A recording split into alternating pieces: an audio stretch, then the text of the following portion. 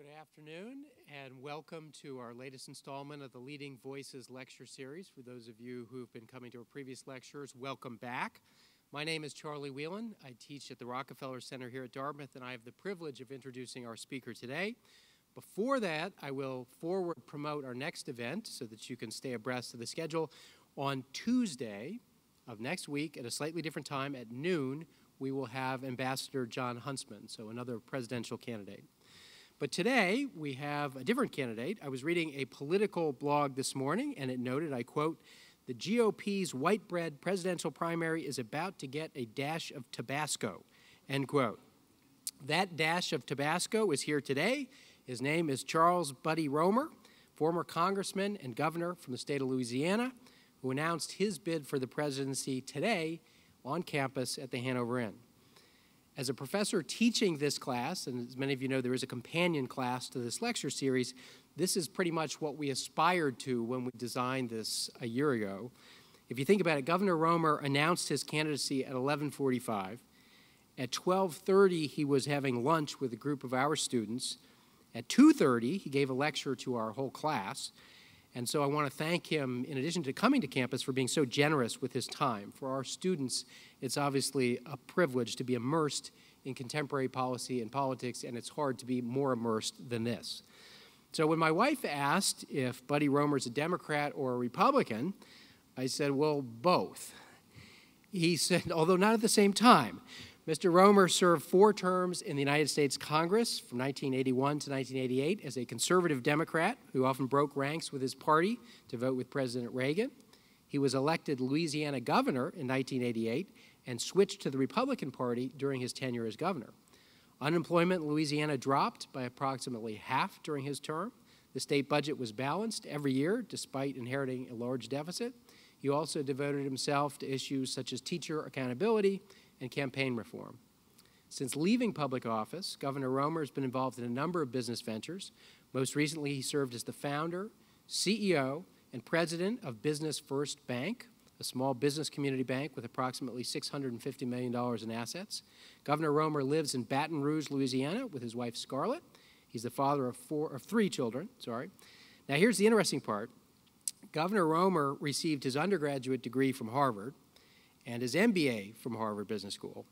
But what's really impressive is that he came to Dartmouth to announce that he was running for president. So as the most recent entrant to the presidential race, we have asked Governor Roemer to speak today about providing a roadmap for the economic success of America's struggling middle class. Please welcome Charles Buddy Roemer. Thanks, Charlie.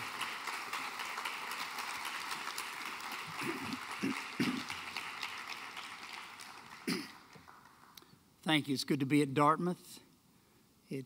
I was last here 50 years ago with a small Harvard team that got waxed by this green machine.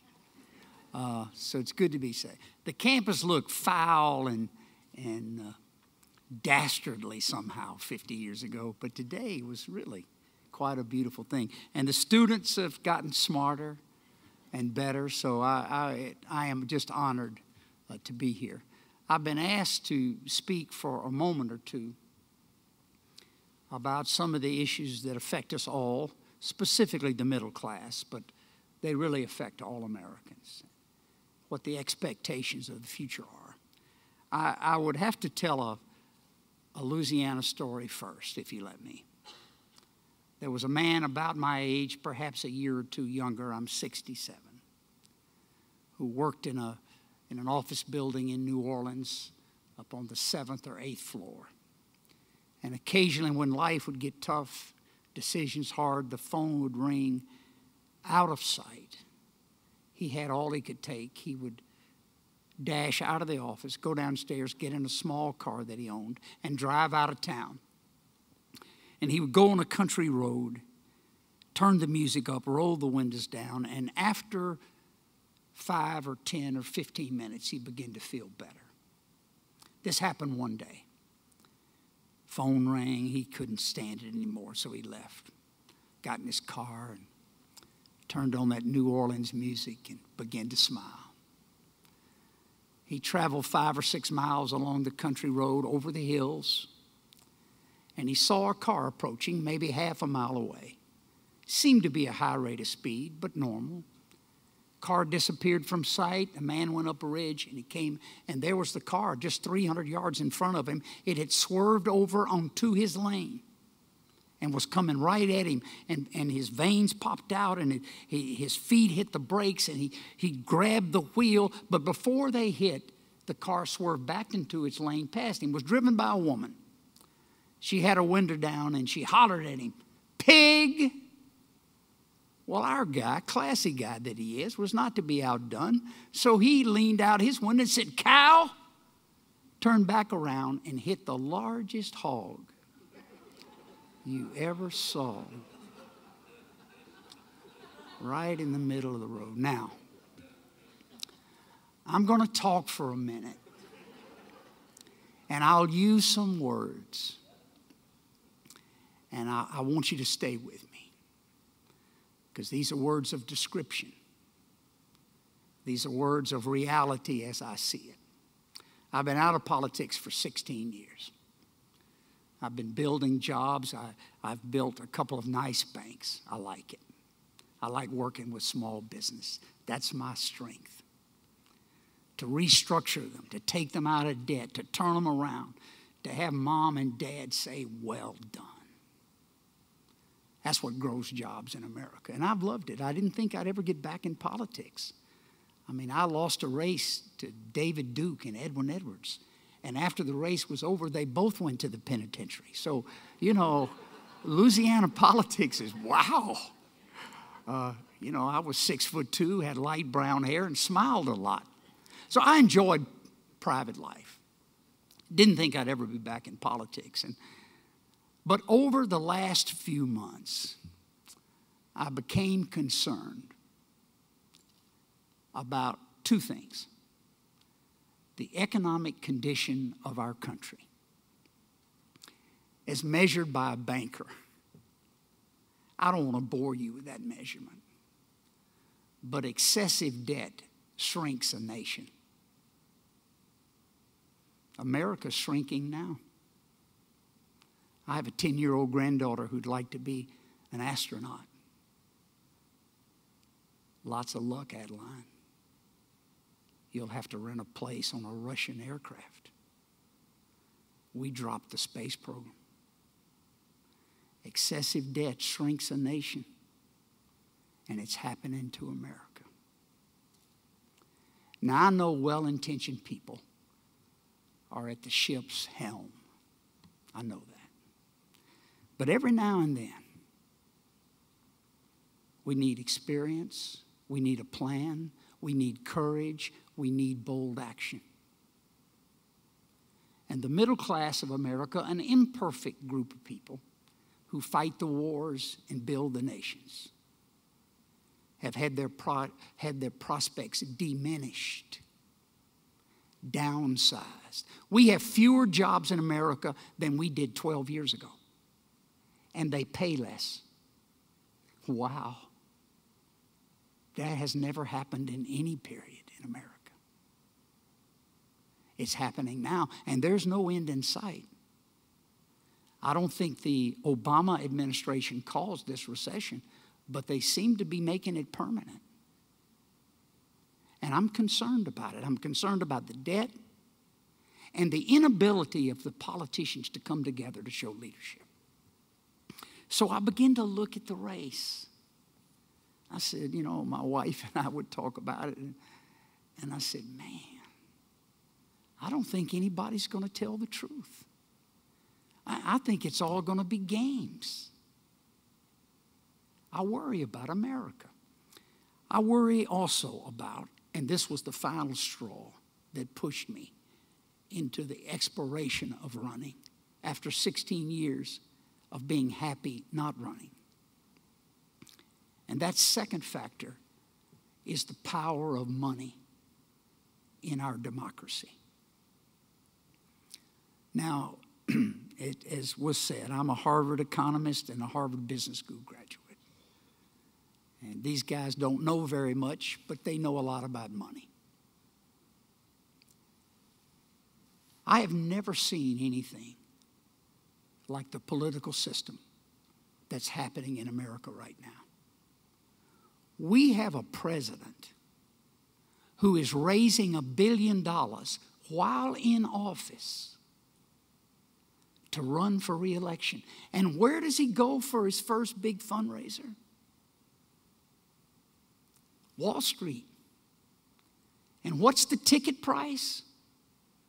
How do you raise $1 billion? It's $35,000 a ticket, led by Goldman Sachs. After bank reform, where no changes were made in our banking system, too big to fail is still the law. I'm a banker. I compete with and against these guys. Too big to fail. We are actually a nation that allows banks to grow so large that we have to prop them up if they fail. We allow them to take any risk imaginable, and we prop them up. You do it. We had a banking failure in this country where more homeowners went to jail than Wall Street bankers. That's a fact. In fact, I'll give you the number of Wall Street bankers that went to jail for lying, stealing, and cheating. 0. Wall Street used to be a place when I was a young man where small business and larger business could go to get capital and not buy convoluted financial securities. How'd you like to live in a place where you made $2 million a year on average in bonuses? $2 million. And any risk you took, if they failed, you would be bailed out. That's the American banking system now on Wall Street, 19 banks. We did bank reform under President Obama's leadership. Too big to fail is still the law. We did banking reform under Obama's leadership, and Glass-Steagall was not reimposed. Now, I know that was an old Franklin Roosevelt idea, that we shouldn't allow investment banks and commercial banks to be together in taking the same risk. That was taken off under Bill Clinton, by the way, 1998. We have banking reform, and capital ratios were not required to be raised with the size of the bank. Now, I don't want to beat you to death on banking reform, but my God, every banker on earth knew this system was rigged. They knew that it was in favor of a few, and they knew why it was like that. Political contributions. $35,000 a ticket. How many of you gave $35,000 to the president last year? Or 1,000? Or 100? I'll give you the answer. 98% of Americans don't give a penny to a presidential campaign. Not a penny. Most of them never ask. They're unimportant people. These are plain, unimportant, small business people. They can't write a big check. That comes from the insurance companies. That comes from the tort lawyers. That comes from the pharmaceutical companies. Look, I'm the only guy running for president who's been a congressman and a governor. I've seen it happen. I've watched it work. And over the last 25 years, it has not gotten better. It has gotten worse. The middle class has anxiety. There are no jobs coming. I think we're headed for a second recession, a double dip. I think the excessive debt we now have in our country, which is about 100% of the GDP, is killing small business and jobs. I worry about America, and I worry about a presidential race where the President of the United States and all the Republicans running take special interest money. You know why? It's the only way they can win. They're owned. I'll give you a fact. More money was given to the presidential candidates 4 years ago from residents of Washington, D.C. than 32 other states combined. This was PAC money. This was special interest money. This was, well, buddy, all I want is access money. This was Wall Street money. This was money from people like General Electric, the largest corporate giver in America. Seems like a good company. GE. They made $14.2 billion last year. Profit, bottom line, took it to the bank. How many taxes did they pay on that?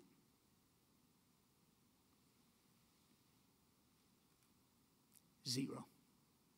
They paid not $1 of American taxes. Now, I've heard it argued by pretty good economists, I'm one, that corporations don't pay taxes, that we should do away with the corporate tax rate, that people pay taxes, and you'll decide by buying their products or not whether they're good companies. But they should pay no tax. I disagree with that. Last time I checked, going around the world, these multinational corporations have the United States Marine Corps and the United States Army protecting their assets worldwide, and they pay not one penny for it.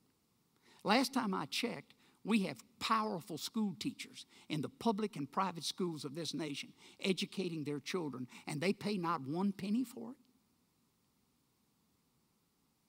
But that's not my real point. My real point is that if you can have a tax bill so written by the special interest that a company can make $14 billion and pay not one penny and give more money, $4.3 million, to a man running for president, then something's wrong with our system.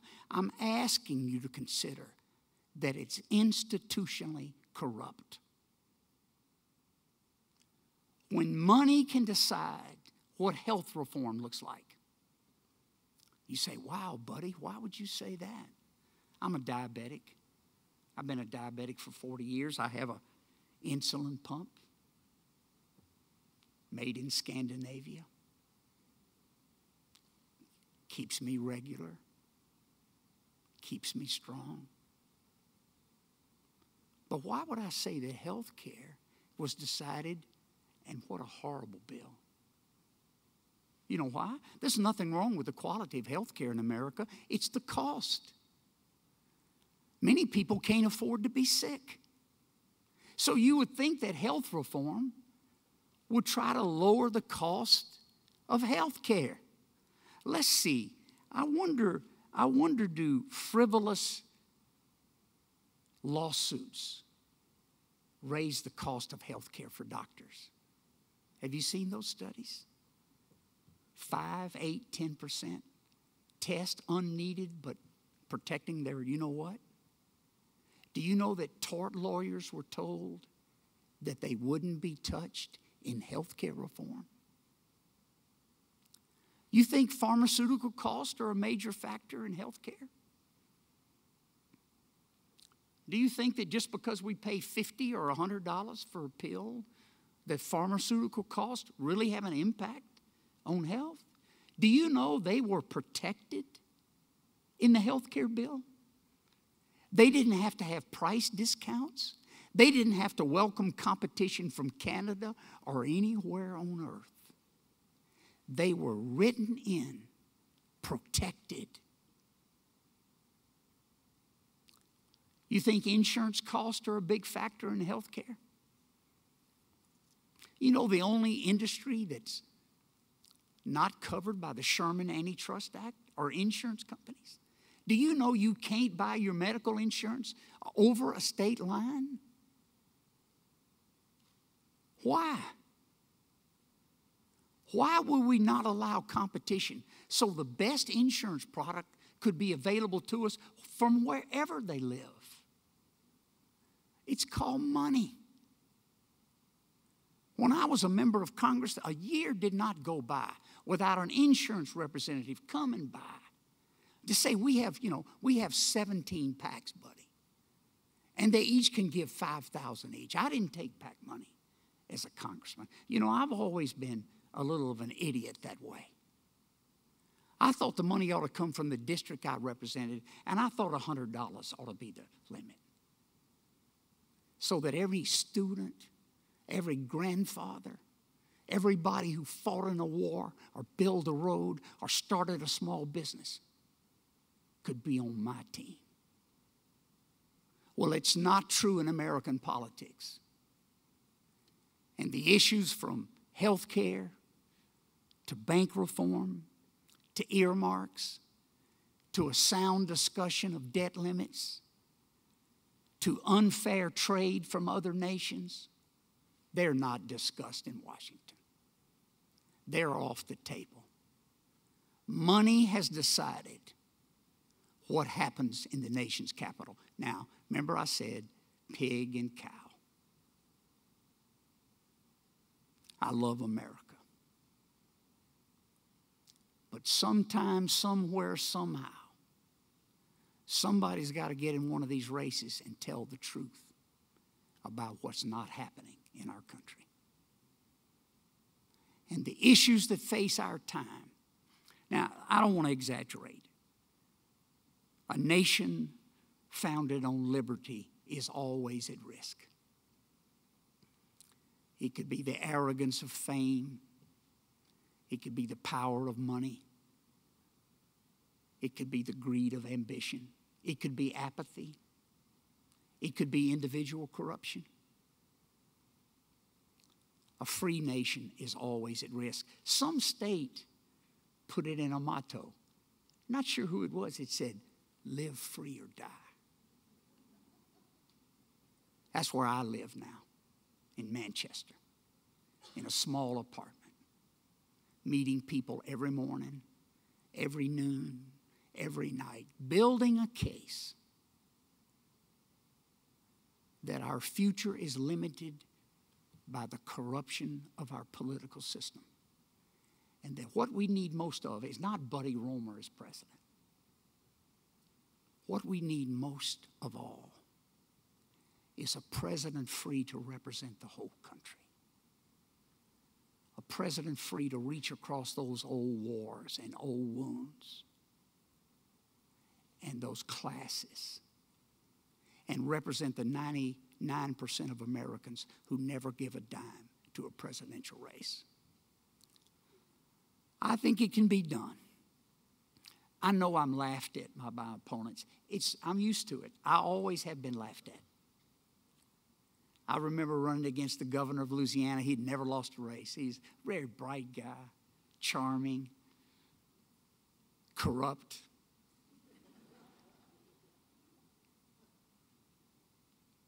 And we'd have a debate, and there was Congressman so-and-so running, and Congressman so-and-so running, Congressman so-and-so running, and Buddy Roemer.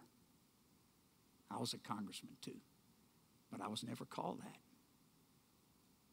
I was last in the field, lowest on the poll.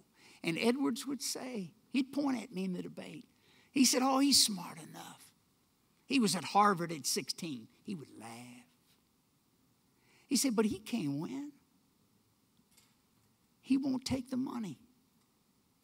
In Louisiana, you can't win without taking the money. I have news for you, America. I won that election. It took me 35 days to go from last to first when I got started. And people gave $15 and $25 and $100. And they gave their heart. Edwards spent $15 million. We spent $1.5 million. Obama's going to spend $1 billion. And I think we'll make a change this time. If America decides to challenge the money. I could talk about small business deregulation. I could talk about energy independence. I could talk about unfair trade. They're all important. I could talk about immigration reform. I could talk about the changes that should be made in health care. But I wanted to talk about the one issue that impacts all those others. And that is a Congress that's not free and a president that's not free of the special interest. And this wouldn't be the first president. But I don't think America can go along or hit and miss. I think it's time for us to stand up and make a difference. My view of the middle class is that they're in trouble. I'm one of them. It's why I stepped out of my private life to take my imperfections to public life. I believe we can do better. I believe we can give a place to a Hispanic kid in Arizona who's learning English. I believe we can take an African American starting a charter school in New York, in New Orleans. I believe we can take a rancher in West Texas and a cowboy in Montana. I think we can take a schoolyard in New Hampshire and make this America great again. That's what I think. But I don't think we'll do it if we depend on the money from General Electric and Goldman Sachs and the special interest. That's what I think. Thank you very much.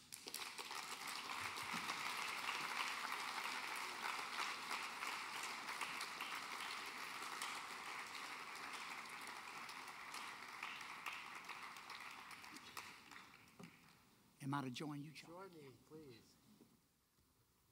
I thought you were leaving the stage, man. No, I'm back. Okay. So Charlie and I are similar. We ran for Congress and lost the first time. I'm telling you. But stay for me, in there there, was Charlie. no second time. Come on, come on.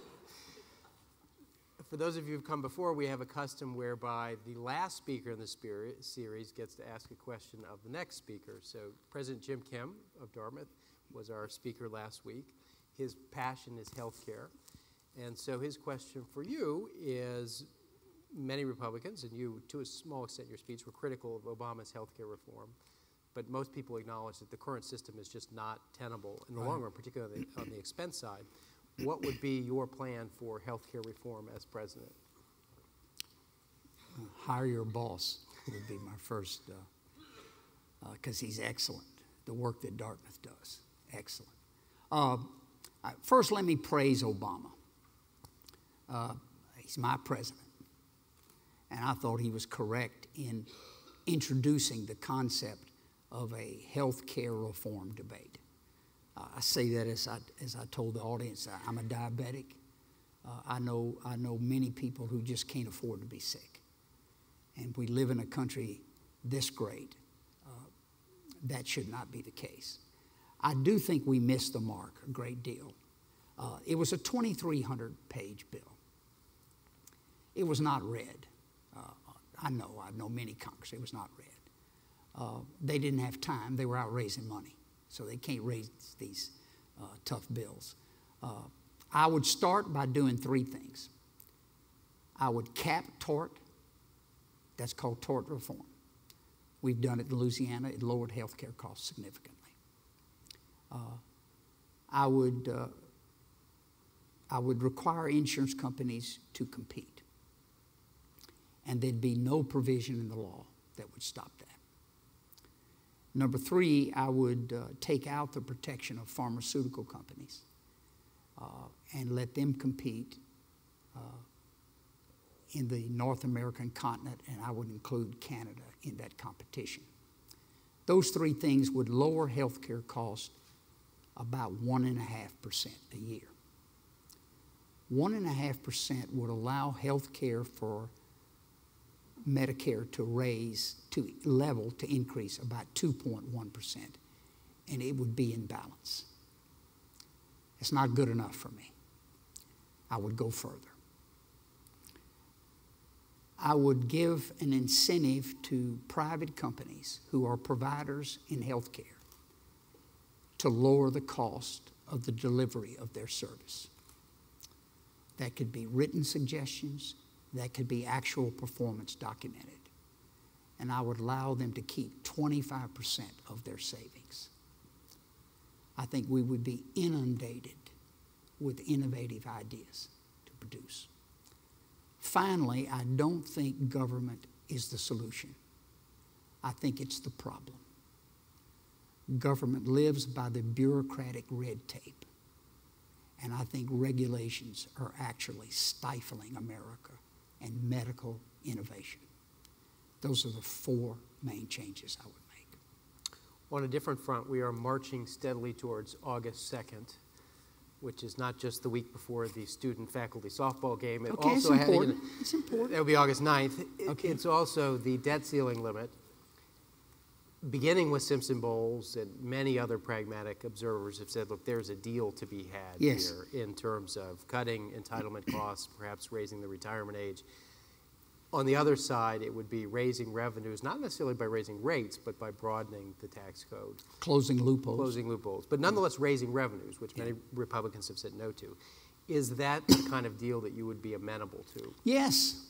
I mean, you know, I admit to my failing. I read the numbers. I'm a banker. I know I'm boring as hell, but, you know, and I'm not a Wall Street guy. I'm a Main Street guy. I make things work. I think our debt is entirely too high. It's unconscionable what we've done. I've read President Obama's 10-year budget. I was the one that helped pass that law years ago that required a president to have a lead 10-year plan. I thought it might come to something. It hadn't. Obama's 10-year budget has a $1.3 trillion deficit a year for the next 10 years. That's the average. Some year it's only $2.1 trillion. Other years it's $750 billion. This is inexcusable. We're a nation that cannot live like that. We are giving away our children's future, and that's not just some political speech. That's a banker talking. You're upside down in your house. It's been revalued. How are we going to make these payments? There is no plan. This is the first president I have ever seen that has no plan. I've not seen a 1-year plan, a 2-year plan, a 3-year plan, a 5-year plan. I have a 5-year one. I did it on an envelope. I read the budget and then did it on an envelope. It's a 1% reduction in spending a year. That's of gross domestic product. That's 4% of the budget a year. And everything's on the table. Military bases overseas. There are only 1,150 of them. Everything's on the table. 42% of all federal employees will retire in the next 10 years. You didn't know that, did you? It's scheduled. Why not replace half of them with technology? That's what Dartmouth does. We have no plan, no management. We could save $87 billion doing that. You wouldn't fire a soul. You just bring the bureaucrats up to speed. You know, we could consolidate IT, information technology. This hadn't been done in government. It's been done on this campus, I guarantee you. We could standardize software. Wow. I mean, the CIA could actually communicate with the FBI. Now, I know that's weird. I know I've been out of government for a while. But you get my point. We can put together 5 $140 billion packages. That's 1%. And we can implement them over time, but with a plan. And the market would know the plan, and they would say, Roemer's going to do it. He won't back off of it. We can count on it. America's debt is good. That's what we need. In the short term, I feel like when I was a kid and going to the circus and seeing the clowns, they're clowns. Both parties, our leaders are clowns. There's no plan. And the reason that is, Charlie, is not that they're bad people, is they want to get reelected. That's what you do when you're a politician. And so you don't ask everybody to come together. You get your friends and you hold up together and you find out who's giving you money to run. And you make sure you honor the insurance companies or you honor the banks, let's say, or whatever. That's how earmarks get in the budget. You see them creeping back in now, don't you? Oh, John McCain and I worked for 20 years and we killed him.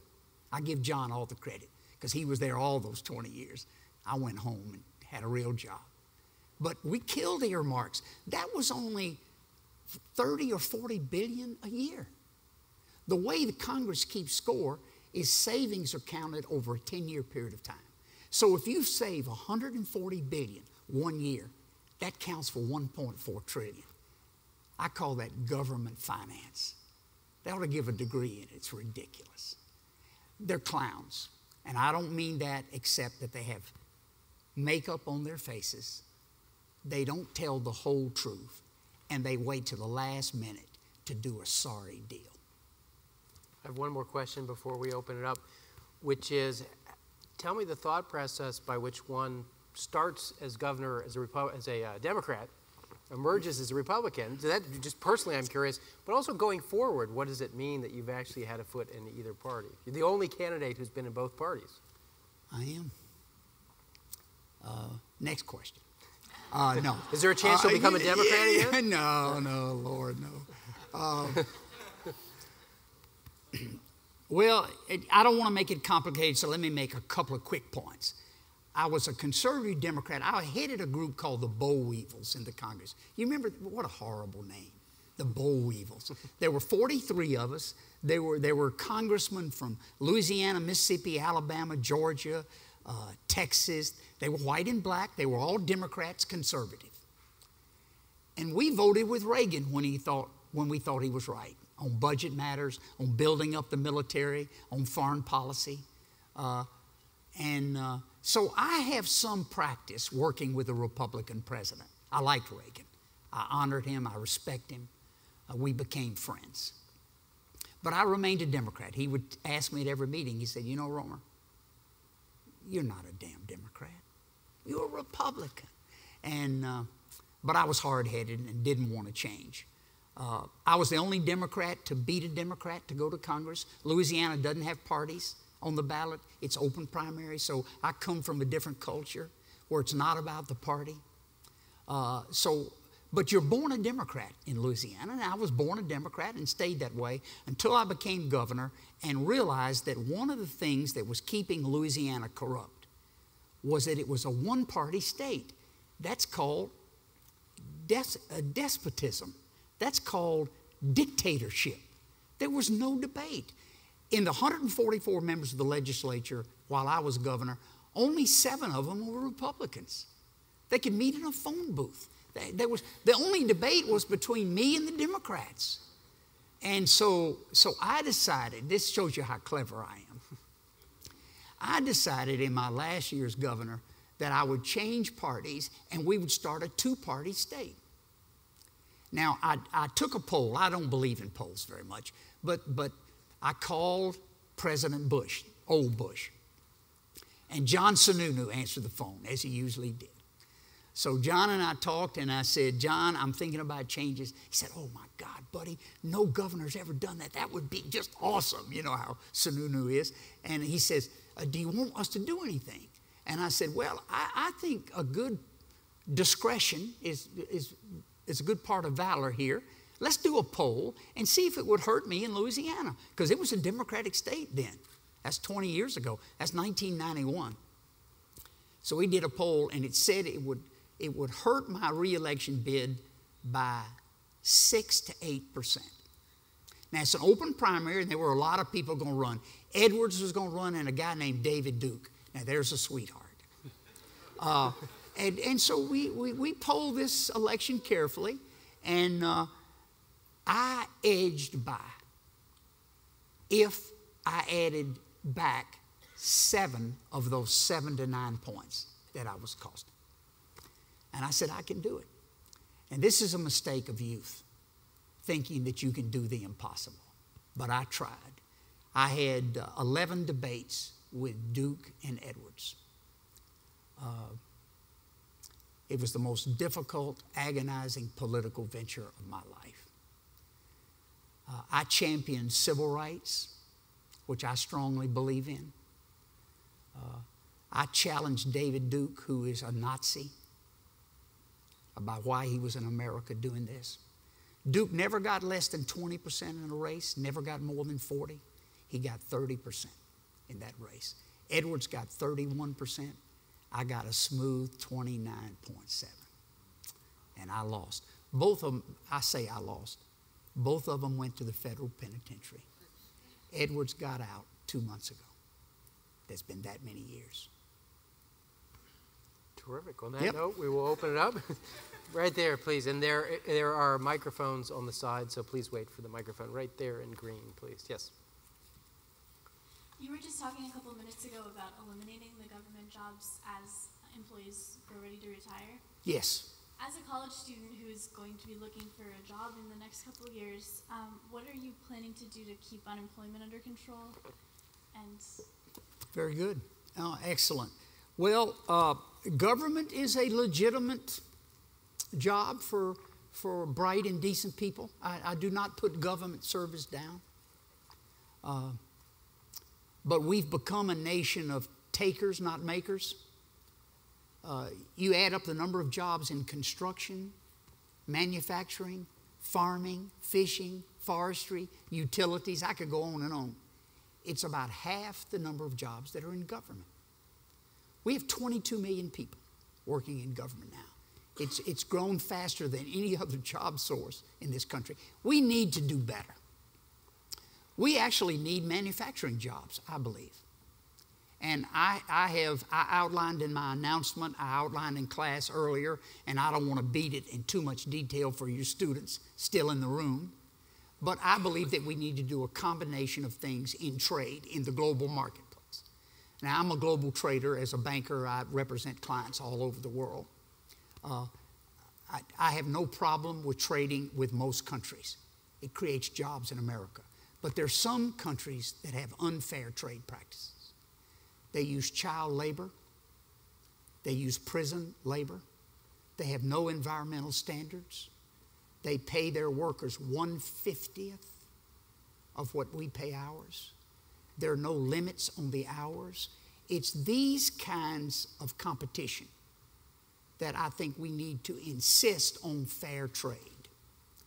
That would include eliminating in the tax code provisions like 27A, which allows GE to pay no taxes.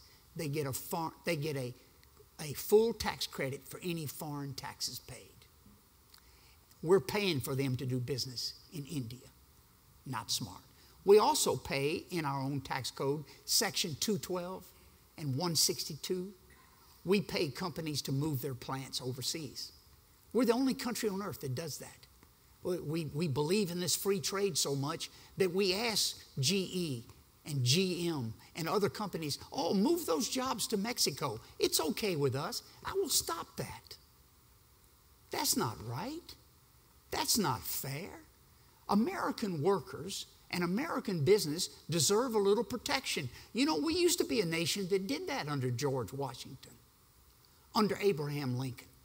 For 160 years, this nation protected its jobs from England. Those were the ones that came and undersold us, and they already had their manufacturing plants. We were a farming nation, and we slowly became a great economic power through some protectionist policies. I don't want to exaggerate this, but there comes a time when the President of the United States has to stand for fair trade. He has to stand up and tell, if it's China, no more. You will not be allowed to flood America with cheap, ill-made product made by children without your hand being called. And China goes further than that, by the way. I've been there many times. It has a whole list of non-tariff trade barriers. I worked for 7 years with a company once as a banker to sell a certain piece of equipment in China. 7 years. We were told the first year we had the business. We just have to follow a few regulations. We delivered the first piece of equipment 7 years later. Meanwhile, that same Providence was flooding the United States with products that came over here without even a hand-me-down. Look, I'm for trade, but we've been sold a bill of goods with free trade. It needs to be fair. And that's what I would institute along with these changes in the tax code. You put that together, and that doesn't guarantee an American a manufacturing job, but it lets American manufacturing plants compete for the first time. Now, they can't be sloppy. They can't have a union that puts themselves before the product. They can't be a lot of things, but they can have a chance to compete. I remember being in Japan with Bill Clinton one trip. He and I were governors of neighboring states. And we met with the president of the Automobile Association there, Toyota. He was also the president of Toyota. And we asked him, what was wrong with American manufacturers, car manufacturers? They were losing ground. And Toyota announced after our visit, we made a plea, they would build plants in America. If our plants weren't going to compete, let Toyota come over. But anyway, we asked the president of Toyota, why don't our car plants do better? Is it those labor unions? He said, no. It's management. He said they make $1 million a year and they do nothing. They don't even know their own product. We can compete. We need to have some manufacturing. We need to protect our industries enough to give them a start. And I plan on doing that. I'll be fair. I'll be light to the touch, but I will insist on fair trade. And I will give you a nation with more job opportunities than you have right now. I'll go after small business. I'll deregulate them from January 1, 2008 forward. There are 81,000 pages of business regulations in the Federal Registry last year alone. Regulations of the new taxes. We're killing our companies, guys. We're killing small business. I will deregulate them. I will insist on energy independence by the end of this decade. We can do it. We can have manufacturing plants in America with affordable and consistent supply of energy. We'll use alternative energy. We'll use green energy. We'll use safe nuclear. It exists. We'll use modern technology to drill for natural gas. That's the cleanest fuel in America. We will develop our energy resources. That's 3 million new jobs that pay 4 times what a Walmart job makes. I will tariff Middle Eastern oil. I am tired of sending $700 billion a year of our money to the Middle East. Some of it goes to terrorists. All the facts are out. But all of it leaves America poorer. I would rather spend that money here developing alternative, green, and the sources of energy we already have. Now, that's a plan. I would do away with all energy subsidies. I would quit giving Exxon and Shell and those companies subsidies when oil's at $100 a barrel. I would do away with the ethanol subsidy. You know, I was the idiot that said that in Iowa 2 months ago. With all the other candidates there, they were like shocked. Oh, we're for the ethanol subsidy, buddy. I said, I'm not. America can't afford it. And I'm going to ask Iowa to give it up. And I'm going to ask Louisiana to give up theirs. Now, here's my point. We're in this together. And everything has to be on the table, including those sorts of subsidies. We give housing subsidies. We keep Fannie Mae and Freddie Mac on the payroll. They cost you $100 billion in 2 years. Do you know how much they spent in lobbying members of Congress? $103 million in 1 year. It's a disgrace where we find ourselves. I give you a pledge. Win or lose, if I have a say in it, America's going to create jobs. We'll start with small business. We'll add these other elements to it, but we will not sit still. Let me go over here, right in the aisle. Oh, right there. Many people feel that the most successful decision President Bush made was to invest in life-saving treatment for HIV/AIDS in Africa, a decision that was based on moral more than on money. Given that early initiation of antiretroviral therapy leads to a 96% reduction in HIV transmission, would you commit to scaling up the President's emergency plan for AIDS relief to treat 8 million people by 2015? I thought it was a great idea. I urged the President to do it. I went to meet him. I took the President of Southern University, the largest black university in America, and Southern University volunteered to develop the framework to implement it. I mean, I was very involved in it. I think it's a great, I'm the guy that introduced the legislation that ended up releasing Nelson Mandela from a prison cell after, 20 years, 30 years in South Africa. We put trade restrictions on South Africa. And President Reagan and I talked, and he wanted to veto the bill because it went against his philosophy that you could do a trade embargo like that. I said, Mr. President, this will work. 11 months later, he was out. But AIDS is a disaster for the continent. Africa has so much future and so much hope. Here's what I will commit to you. I'll be restricted by the money we have. I'm a realist. I can't make promises that I don't insist on filling, okay? What I will do is look at the need when I get there, and we will do everything we can to be a contributing partner, I promise. Let me go right here. Okay, I got it. I just got the 5-minute sign. Is that the answer to any one question, or is that the kind of... Can you have a plan, and do you have a plan to overcome the other Republican candidates so that you can get to the point where you can be in the election? Not yet. It's a good question. And I love politics, and I used to manage campaigns. I never lost a campaign when I was managing. I lost a few as a candidate. So the first thing I did was explore the possibility. I've done that for 2 months. I made the announcement about 4.5 hours ago that I was running. I didn't make that announcement until 2 weeks ago. I got a campaign manager, Carlos Sierra from El Paso, Texas. Great guy. And so I'm beginning to build my team. So I don't want to mislead you. I don't yet have a plan to take it from a dream to the White House. But I made certain commitments that I will not back up on. $100 limit, no PAC money, and I'll go after building jobs. It's kind of like my buddy James Carville said, it's the economy stupid. This time it's jobs stupid, and it's the money stupid. Now, I made a decision to live in New Hampshire.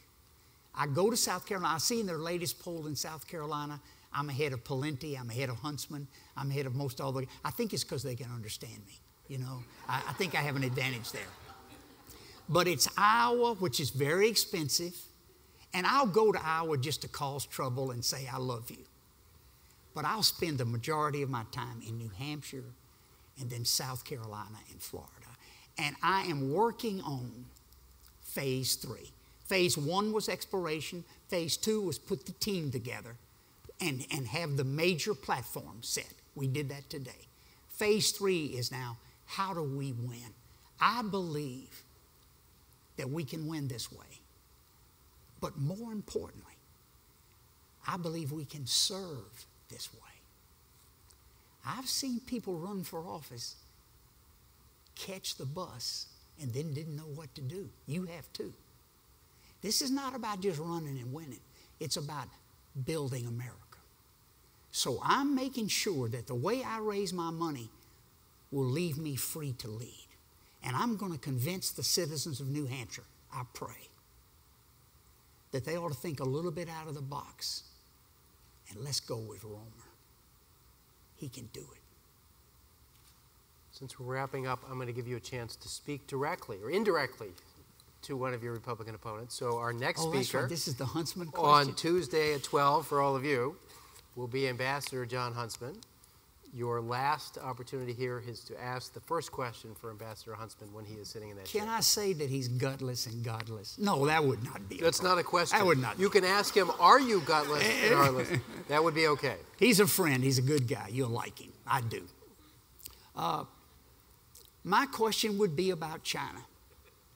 You call him the ambassador. That's his formal title.